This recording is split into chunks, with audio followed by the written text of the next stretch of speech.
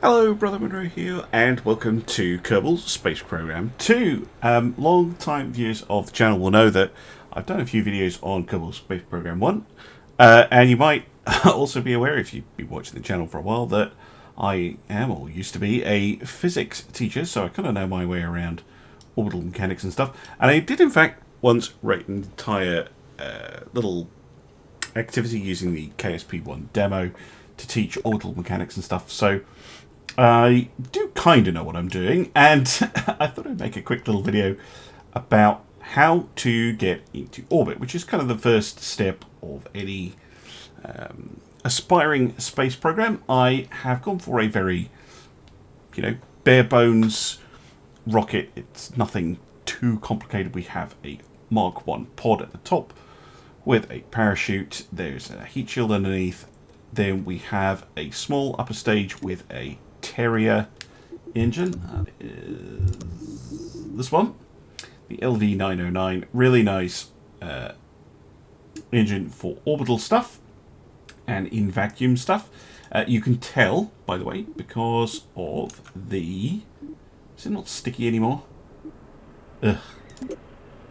Yeah, the ISP vac, it's the bottom stat, the first column, is 335 seconds, which is really, really good. We then have a middle stage. This has one of these, the LVT45 swivel, which is going to be our middle stage for pushing us up towards orbit. And then as our lowest stage, our first stage, we're using the LVT30 Reliant because it has lots and lots of thrust at atmosphere, 221.6 kilonewtons, which is the best of the lot. And then we get more efficient as we go up the stack. It's a pretty nice little rocket. If I do everything right, we should be able to get into orbit quite nicely. Staging is, again, very simple. Fire main stage, release clamp, and then fire second stage, and then fire third stage. And then we have a separator, a decoupler here for decoupling the pod, and then we've got a parachute. All fairly straightforward. Nothing shockingly different about it. So let's head out to the launch pad. I don't know why it's doing that. Just change the view. That's V, by the way. So here we are on the launch pad. We're ready to go. We start throttled up. This is your throttle here. And we start with the SAS on. We're going to select it, make sure it's up. You can turn the SAS, which is the stability control, on and off with the T key. But you definitely want it on. We do have a couple of fins down the bottom to help us with atmospheric maneuvering. And then we've got the reaction wheels in the pod. And that's it. Nothing fancy, no RCS, nothing like that. No extra reaction wheels. So we want to get into orbit. So the first thing we're going to do is we're going to hit launch.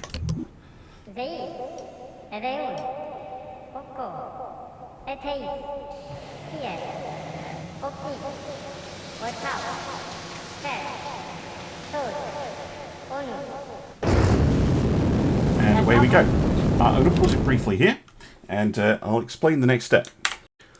Right, so we are going up, directly up, which most people think is all you kind of need to do, but it's not. If we press M to look at map mode, we don't really need to go up, because the atmosphere of Kerbin is only about, I think it's 70,000 meters or so. What we really need to do is to go sideways, but we can't really do that whilst we're in the soupy atmosphere. And you can see here, this is your atmosphere gauge. We are in the thickest part of the atmosphere, so we need to get out of that, but we really want to be going sideways. We've got two options. We could go left or right, as you're currently looking at it. If we look at the map, we could go this way, or we could go this way. If you prefer, we could go east, or we could go west. We're going to head east, i.e. right, without changing the view. So what we're going to do just after takeoff, we're going to turn the stability control off, we're just going to hold down the D key just to pitch over the rocket just a teeny tiny bit. And then we're immediately going to hit the T key again. And I'm going to switch from just the standard SES mode to this mode, which is prograde mode. And we're going to go up. And hopefully, we're going to pitch over just a little bit. We're going to burn through the entire first stage pretty quickly. Now, you might have a more complicated rocket with boosters and side tanks and all sorts of complicated things. It's just a single stack. Keep things nice and simple. You can see we're slowly starting to pitch over. You don't want to pitch over too much. It's the only thing. And it's a bit of an art to kind of get it spot on. If you do see yourself pitching over too much, you can try and arrest it by holding A. Just trying to pitch up a little bit more. Which is what I'm doing at the moment. And we're going to run out of fuel now. And press spacebar to activate the next stage. We're going to go back to prograde, and we're going to switch from surface to orbit mode. The reason we switch from surface to orbit mode is because, well, we're trying to get into orbit. We're not really interested in the surface. And we are now more or less out of the thickest bit of the atmosphere, so we're fine to go sideways a little bit more. Not perfect launch output, but it's not too bad so far. Now what we need to keep an eye on is we need to keep an eye on this number here. This is our apoapsis. And we want this to get above 70,000, and we want it to keep going up. You see this starting to go down? That is bad. We definitely want it to keep going up and up and up and up. And the fact that we're going sideways is fine. We're still going up. That's the important thing. And we're still, as you can see, creeping up out of the atmosphere. Nice and steadily. Now, I will apologise, I am not on the fanciest of computers, or at least not on the fanciest of graphics cards, so it's not the most graphically stunning, but hopefully you can still see everything and get the idea. So we're now onto our upper stage, our kind of manoeuvring stage, and our apoapsis is just coming up to 50,000, which is absolutely fine. If we look at our trajectory, you can see we're actually going really quite far sideways. That's really nice. That's exactly what we want. So apoapsis is climbing now 70, so we will achieve orbit 80, 82. That's fine. So we're going to cut the engines, press X to do that. You can go a bit higher, up to 100,000 or something like that. If you're wanting to go into low Kerbal orbit. We are still seeing a little bit of drag. You can see the number here is going down just a teeny bit. So we might just boost it up to 85, 90 or something like that, just to give us a little bit of wiggle room. You can increase and decrease throttle in steps by using shift and control, by the way. So back to the map, and we're going to do this as a maneuver. So we want to do something called a circularization burn, and the most fuel efficient time to do that is when we reach the apoapsis right here. That's not quite where I meant it to go. I wish there was a, like, create maneuver at apoapsis button, but sadly not. So we're going to create a maneuver, and you get all these funky arrows. We just care about these. I think they're green. I'm colorblind. These two, they're either green or yellow. This one is the one we want. This is the prograde thing. So just click and drag it, and you'll see we now have a circular looking thing. And if you see the apoapsis and the periapsis, that's this one, swap positions, then you've done it about right.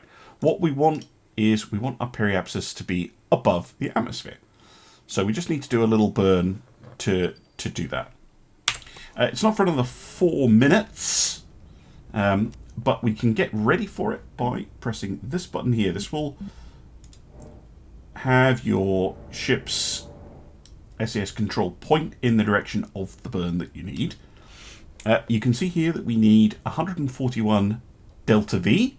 That's the measurement of basically thrust. And we've got absolutely tons. So yeah, this will not be a problem at all. And it's not for another 4 minutes. And this is where one of the more fun things about Kerbal will come in. I am waiting until I go above 70 so that I'm not using time warp. Or rather physics warp. Once we get past the atmosphere, we'll have access to time acceleration, which is pretty handy. If you watch my Ultimate Admiral videos, you know that I love time acceleration. Just be careful with it in Kerbal, because it is very easy, especially you go up to like this one, which is like times a million or something, to make big boo-boos. So you can press exclamation mark to increase time acceleration. Just go up to what you're comfortable with, and you can press comma to reduce it. Obviously all the keys are remappable. I'm just talking about the defaults. So we're just going to go to about 30 seconds or so, till this reads 30 seconds. There we go. So we now have a timer. It's to start the burn, 25 seconds. And we have this little gauge down here to tell us how long to burn for, which is fine. But we can also just keep an eye on our apoapsis and periapsis down here. So we want our periapsis and our apoapsis to be roughly the same, but we want the periapsis to be above 70,000 at a minimum in order to achieve orbit. So let's go full power, and you can see it tells me to stop burn. 3, 2, 1. There we go. So we didn't do it quite right, so we're just going to go very lightly. See if we can get a nice circular orbit. Got plenty of fuel. And if you start seeing the apoapsis going up as well, then just cut your engines, because it'll just mean that you've slightly misaligned where the maneuver is. Once you're done, press the bin to delete the maneuver and enjoy the fact that you are now in orbit. Periapsis is definitely high enough, so as the apoapsis will go round and round forever. So if you want to get back from orbit, you need fuel. So make sure that you don't completely run out of fuel. I'm just going to roll the rocket over so that we're facing the sun, or sun-ish. A Q and E to roll your ship, by the way. And we could go on a little EVA if we fancied. Have a little look. By the way, Kerbal's in hold on, grab. You're not go there we go. Kerbal's in KSP 2 have just try and do it. Magnet boots. Or at least I believe they do.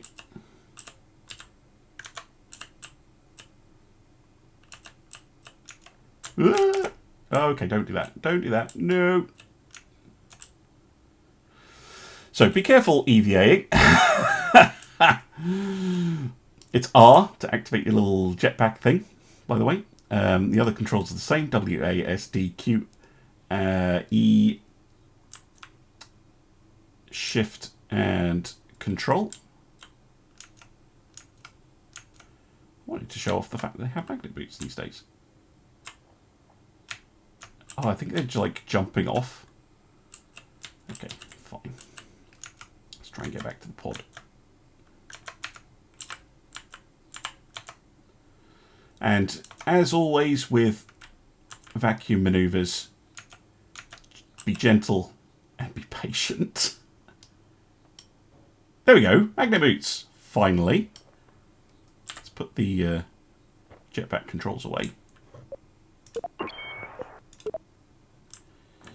And you can see we can walk. You can actually walk around on the hull sometimes, which is pretty cool. That's a nice little feature. So back on board. We're going to wait until we're at the apoapsis. This is the most fuel efficient time to deorbit, but you can deorbit whenever you want, really, especially if you're in a circular orbit. But we're going to wait until we're there, just because it's on the day side. And we're going to create a maneuver plan just to lower our periapsis. Now we could lower it until it actually hits the planet like that, but we don't want to do that because that'll be quite an extreme. Well, it won't be actually. We'll be fine. But we want to increase it until it just about doesn't hit the planet. Also, don't want to spend fuel unnecessarily. Yeah, just about there. That should give me a pretty low periapsis. Yeah, 24 meters. It's fine. Really, what you're interested in is a periapsis somewhere around 20,000 meters or less.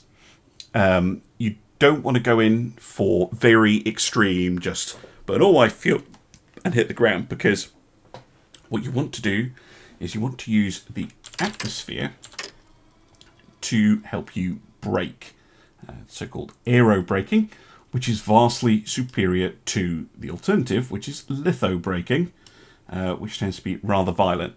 Another thing, another reason that you want to do a kind of gentle aerobrake rather than a very harsh one is your Kerbal. You can see a G-force meter here. It is possible to have them black out, and if you don't have backup controls, you can lose control of your rocket, and if it's very extreme G-forces, you can end up killing a Kerbal, depending on your difficulty settings, of course. But yeah, do be aware of that.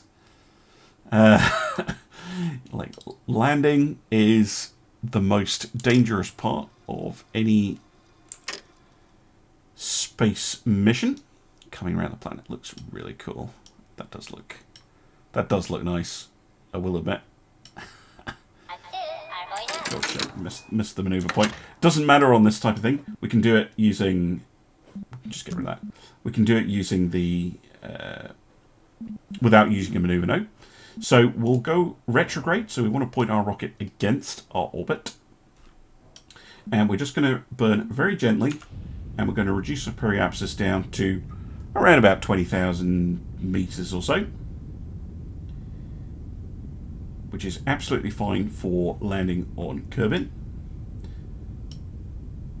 You can even, by the way, if you're doing 20,000 meter periapsis aerobrake, you can even do it with a direct return from the moon, which will be in my next video.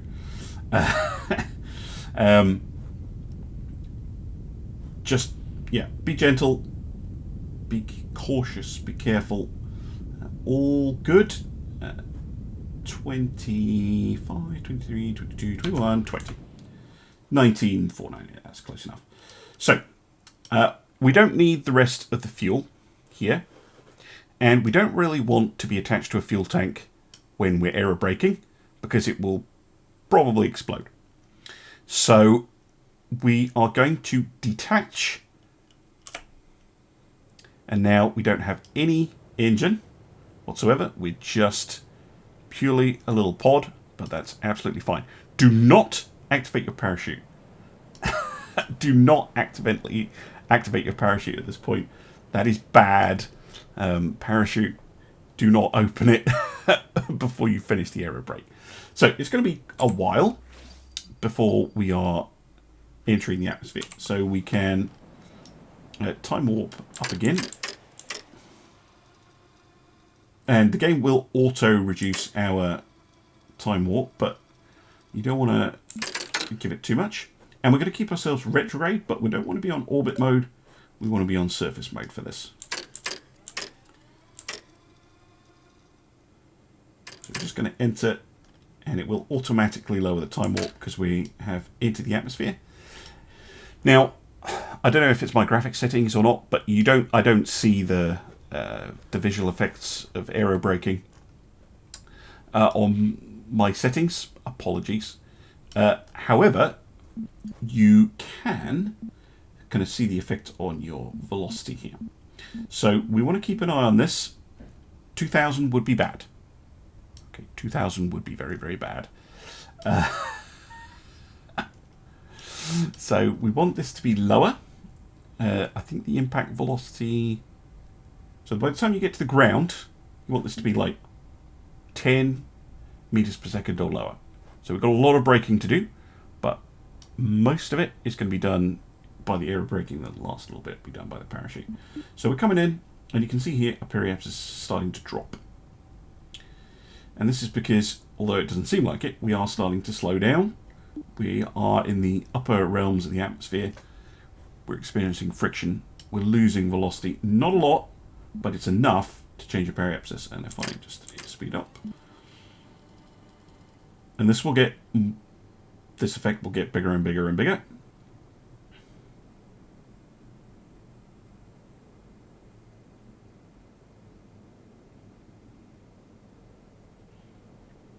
And eventually,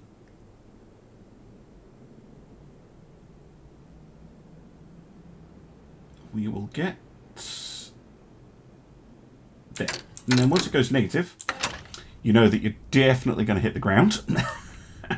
So if you're doing an aerobraking, a more complicated aerobraking thing where you don't want to hit the ground, that's how you know if you hit the ground. We also have our heat shield here. I don't even know if you actually need the heat shields, but at the moment, but it's good practice to have the things in. So we can just see ourselves descending. I'm just going to time warp until we hit the thicker bit of the atmosphere. But you can see as we go down, our trajectory is getting steeper and steeper as we lose velocity.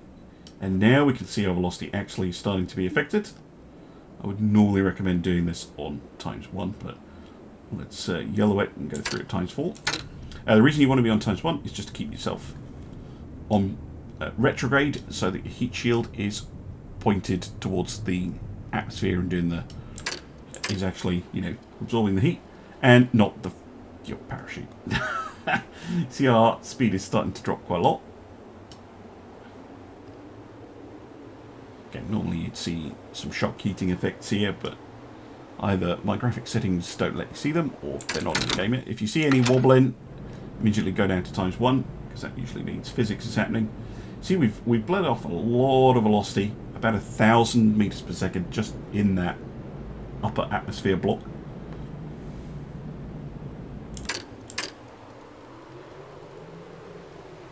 And now the temptation and the mistake of many players is to deploy their parachute too early. If you right-click on the parachute, you can see here it says whether it's safe or not.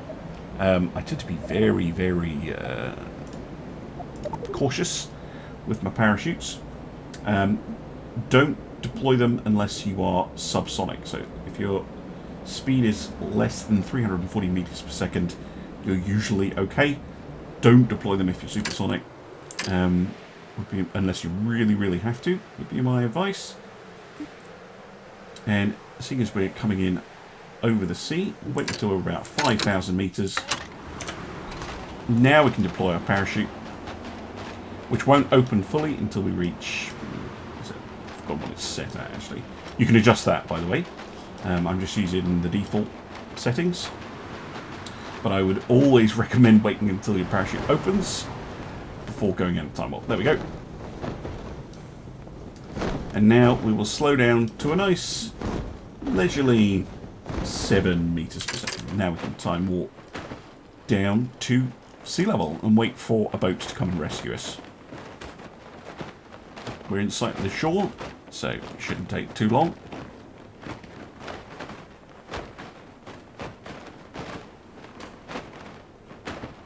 Now, I've glossed over a lot of orbital mechanics because you don't really need to know everything about them. If you're just wanting to get up into orbit, there we go. That's exactly what you can do. And we are down and we're sinking. Yeah, that's probably fine. Let's recover the vessel. Lovely stuff. No problems. All gone. Absolutely fine. I hope this video has been useful for you. I hope you've enjoyed seeing it. Let me know if you want to see some more Kerbal Space Program content. And as well, if you've got any questions, feel free to ask them down in the comments. Thanks very much for watching, and I'll see you again soon. Bye for now.